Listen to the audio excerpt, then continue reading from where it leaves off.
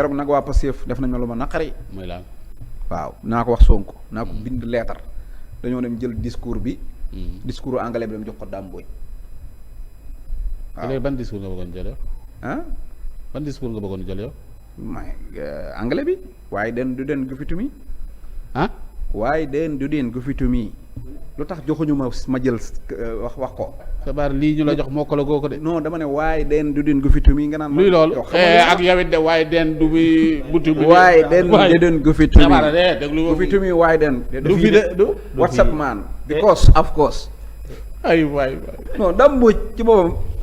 xam nga daam dama moom tuuti problème yow biti may ma benn 30 secondes daam dama koo dajeeg moom bi ñuy bëgg a parrainage ne ko daam dama bëgg nga jox ma nekk sa mandataire comme man jànguma français mënu maa nekk candidat léegi maay nekk sa mandataire mu ne ma léegi boo jàngul français nooy nekkee sama mandataire ma ne ko léegi mu ne ma léegi danaa wutal ku lay bindal ma ne ko man na maa yor wax ji bañ d'accord waaw daam war ma dafa la war damaa war nangatumaa jël téléphone ndax dama ko ne léegi waaw 30 millions yi nga xam ne bi ñu d'accord yow mu ne ma yaay sama mandataire ma ne ko léegi 30 millions yi ñu war a yóbbu caisse de dépôt laa bëgg nga jox ma ko ma dem Touba sëñ bi ñaan ci